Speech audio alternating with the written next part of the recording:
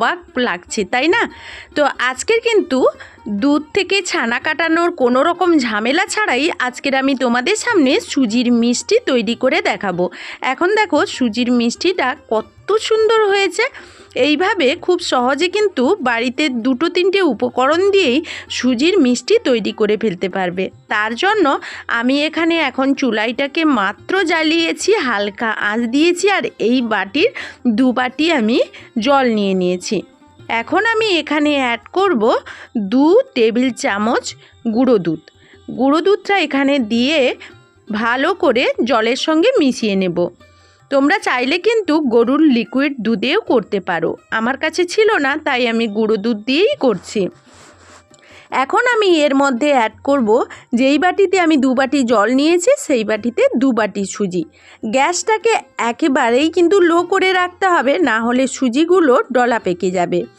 আর এখন সুজিটা ভীষণ সুন্দরভাবে কিন্তু দুধের সঙ্গে মিশে গেছে, হালকা আঁচ আমার ছিল বলে। এই সুজিটাকে রান্না করতে হবে প্রথম থেকে শেষ পর্যন্ত হালকা আঁচেই।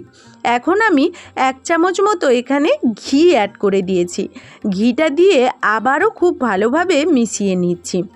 এই সুজিটাকে প্রথম থেকে শেষ পর্যন্ত রান্নার জন্য অবশ্যই কিন্তু অনবরত নাড়াচাড়া করে যেতে হবে। এখন দেখো আমার সুজির জলটা অনেকটাই কিন্তু শুকিয়ে গেছে। এখন আরও একটু আমি রান্না করে নেব।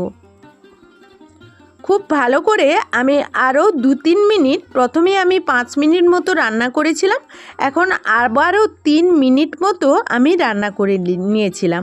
এখন দেখো আমার একটা সুন্দর ডোর শেপ চলে এসছে। আমি এখন একটা পাত্রে এটাকে নামিয়ে নিলাম। একেবারে সুজির ডোটাকে শক্ত করলে হবে না, কারণ তাহলে মিষ্টিগুলো শক্ত হয়ে যাবে। এখন ঢাকনা দিয়ে উল্টো দিকে আবারও 2 বাটি আর 3 বাটি, মোট 3 বাটি আমি জল দিলাম, আর 1 বাটি চিনি দিলাম, কারণ রসগোল্লা তৈরিতে চিনির সিরাপটা অনেকটাই প্রয়োজন। এখন আমি এখানে দিয়ে দিচ্ছি 2টো এলাচ ফাটিয়ে, কারণ সুন্দর একটা ফ্লেভার আসার জন্য। এখন আমি চিনিটাকে খুব ভালোভাবে জলের সঙ্গে মিশিয়ে নেব। আর এখন চিনিটা আমার খুব ভালোভাবেই কিন্তু মিশে গেছে। এখন আমি এটাকে হালকা একটা ফুট এসেছে, আমি গ্যাসের আঁচটাকে বন্ধ করে দেব।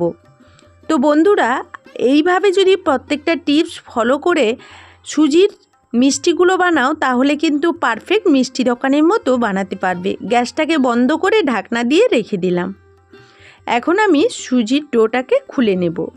এখন আমি সুজিটাকে 2 মিনিট মতো খুব ভালোভাবে মুঠে নেব, আর তার জন্য এরকম একটা প্লেটের উপরে নিয়ে নিয়েছি। এখন খুব ভালোভাবে মুঠে নিচ্ছি। প্রথমে কিন্তু হাতে লেগে গেলেও মুঠে নেওয়ার পর আর হাতে লাগবে না।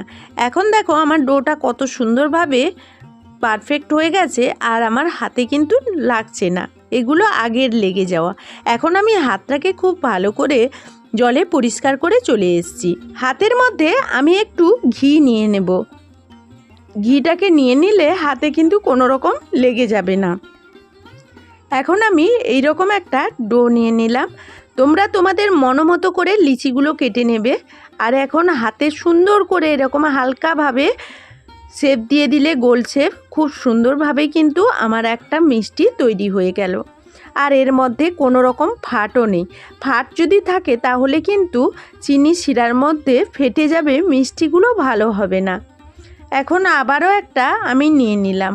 ঠিক একইভাবে আমি আবারও একটা গোল শেপ দিয়ে দিচ্ছি। অবশ্যই কিন্তু খেয়াল রাখতে হবে কোনো রকম ফাটল না থাকে। এখন দেখো আবারও একটা আমি রেডি করে ফেলেছি। আমি এইভাবে যতগুলো সুজির মিষ্টি তৈরি করব, সেই সবগুলো একসঙ্গে আমি তৈরি করে নেব। তো এইভাবে এখন আমার সবগুলো মিষ্টি তৈরি হয়ে গেছে। আর আমি এখন এটাকে, যেই চিনির শিরাটা তৈরি করে রেখেছিলাম, সেটার ঢাকনাটা আমি বন্ধ করে রেখেছিলাম। এখন কিন্তু ঢাকনাটা খুলে মিষ্টিগুলো দিয়ে দিচ্ছি। আর অলরেডি কিন্তু আমি গ্যাসটাকে জ্বালিয়ে দিয়েছি।